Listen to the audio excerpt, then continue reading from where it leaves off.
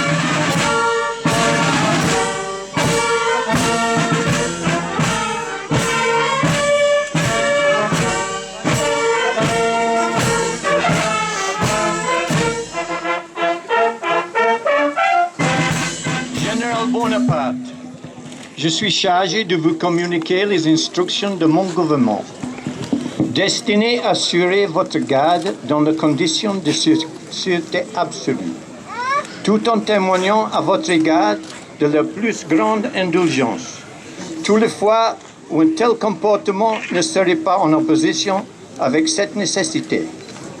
En conséquence, vos bagages et ceux de vos compagnons devront être fouillés.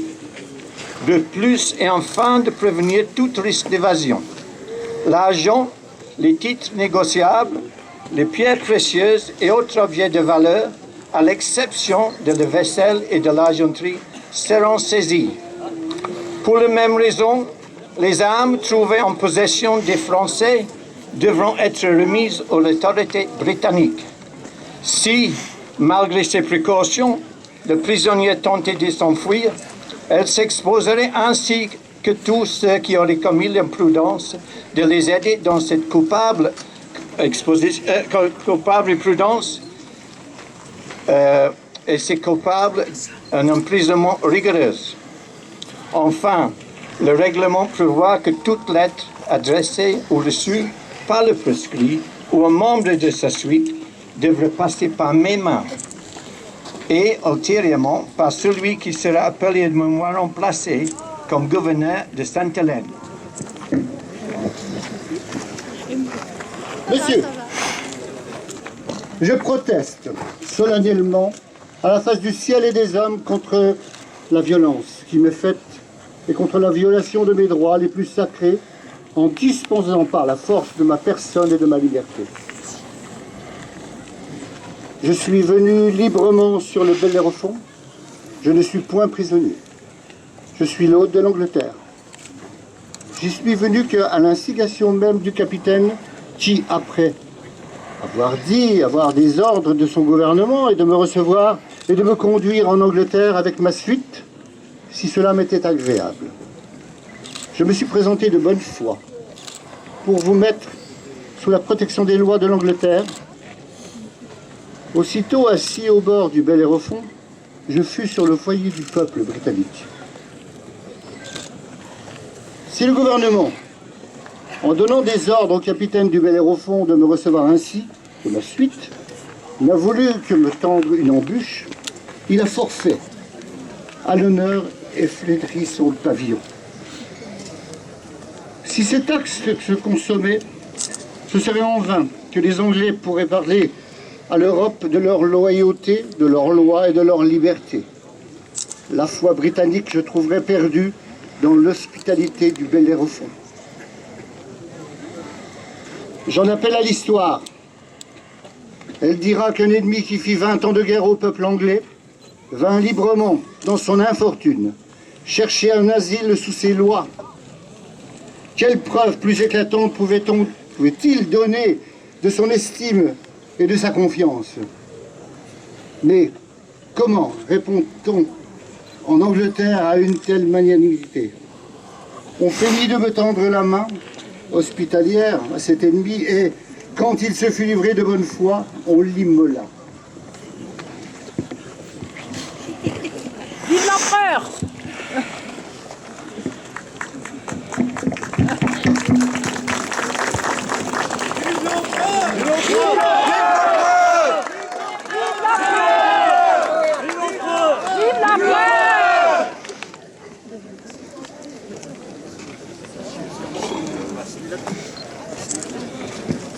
Faites place là, encore.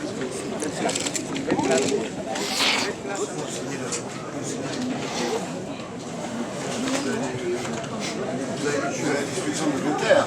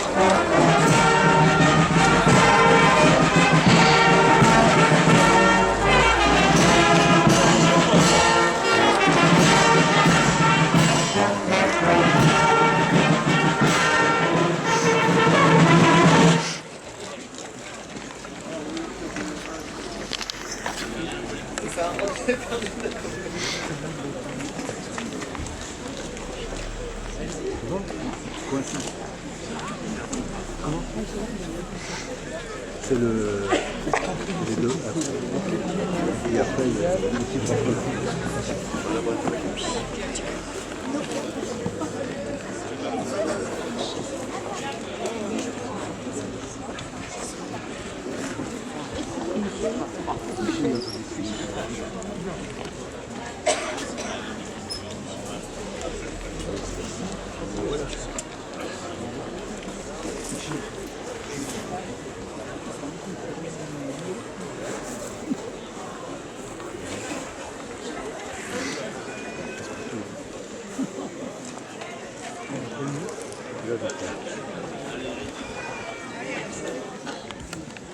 En rappelant le débarquement de l'empereur à Sainte-Hélène, la mairie, le comité des fêtes de Sainte-Hélène et puis l'association des Vosges napoléoniennes ont tenu également à faire leur devoir de mémoire et à se rappeler que dans ce village, qui était un peu plus populeux qu'actuellement, eh bien, certains braves sont partis sur tous les chemins de l'Europe accomplir toutes les batailles de la Révolution et de l'Empire.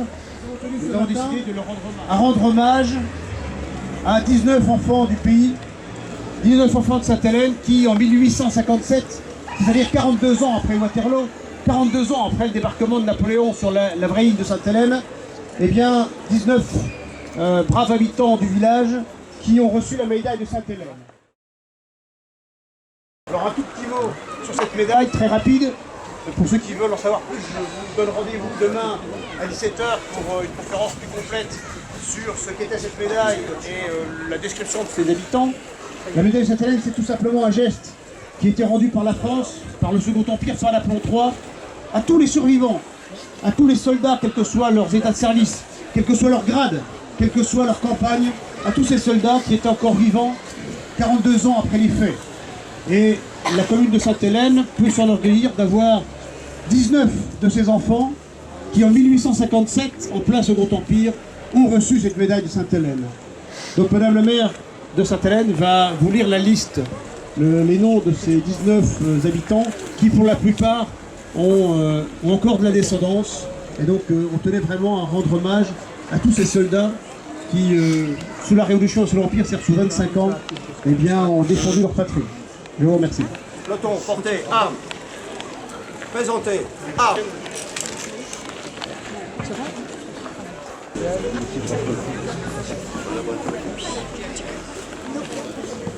Mesdames, Messieurs, nous sommes rassemblés devant le monument aux morts pour rendre hommage aux 19 habitants de Sainte-Hélène qui ont reçu la médaille en 1857. Jean-Pierre Arnoux, cultivateur, né en 1794, soldat dans la garde nationale des Vosges et qui a effectué 3 mois de campagne.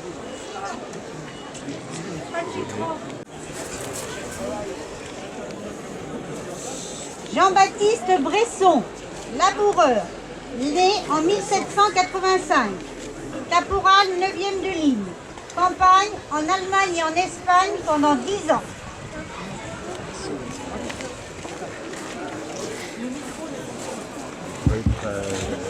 Joseph Brisson, cultivateur, né en 1787, soldat au 3e régiment d'artillerie, 1 an de campagne.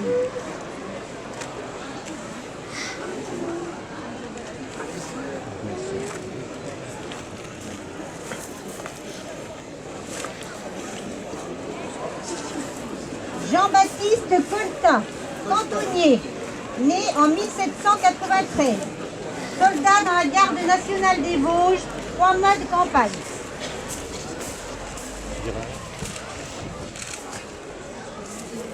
Joseph Sébastien Ferry, né en 1784, soldat dans la garde nationale des Vosges, 3 mois de campagne. Jean-Joseph Georges Manœuvre, né en 1773, soldat au 1e et au 31e de ligne, 14 ans de campagne. Georges Gérard Jaubert, propriétaire, né en 1790, sergent-major, chasseur au 59e de ligne, 6 ans de campagne en Autriche et en Allemagne. Jean-Noël Lescure, entrepreneur de broderie, né en 1797. Enfant de troupe au 4e de ligne, campagne 1809-1815 en Prusse et en Belgique. Jean-Georges Levrat, manœuvre, né en 1790. Soldat au 26e Dragon et au 2e cuirassé. Campagne 1809-1815. Jean-Baptiste Mongeon, propriétaire, né en 1790. Soldat du 65e de ligne, campagne 1809 et prisonnier pendant 5 ans. Dominique Antoine Marchal, né en 1794. Manœuvre, soldat au 7e léger, 10 mois de campagne en 1814. Jean-Pierre Marchal, né en 1788. Cultivateur, soldat de la garde nationale des Vosges, 6 semaines de campagne. Jean-Baptiste Marcot, né en 1790. Manœuvre, soldat du 7e léger, campagne de Hollande pendant 6 mois. Jean-Baptiste Noël, né en 1794. Cultivateur, soldat de la garde nationale des Vosges, 3 mois de campagne. Nicolas Sylvestre Paquin, né en 1775. Cordonnier, soldat au 19e léger, campagne d'Autriche pendant 6 ans. Clément Poirier, né en 1788. Charpentier, soldat de la garde nationale des Vosges, campagne en Hollande pendant 8 mois. Arsène Renard, né en 1793, rentier, soldat 10e voltigeur de la Jeune Garde, campagne de Belgique pendant 1 an. Jean-Baptiste Valence, né en 1783, manœuvre, soldat de la Garde nationale, 3 mois de campagne.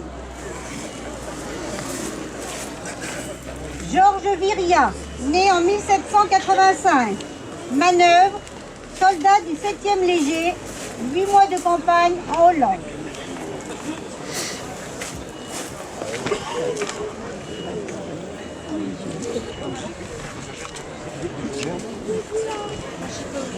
Peloton, portez vos armes. Armes au bras. En place, repos.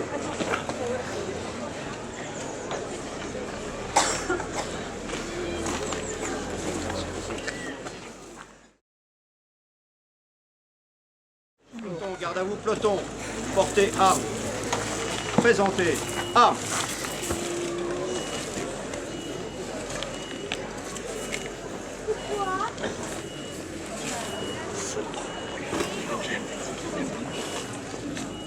Vive l'empereur! Vive l'empereur!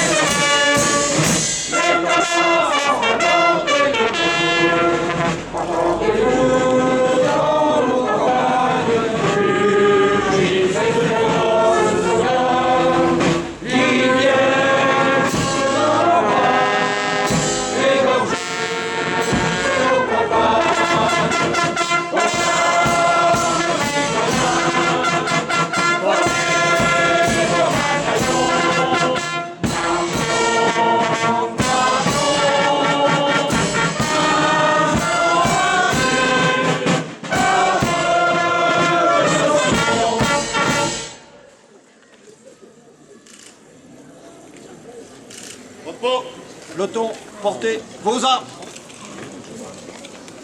L'arme au bras. En place repos.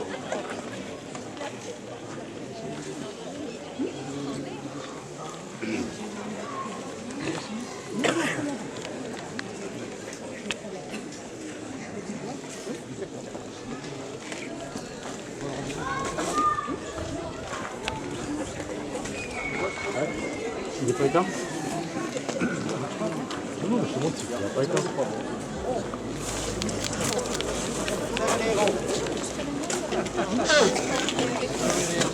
Portez vos armes.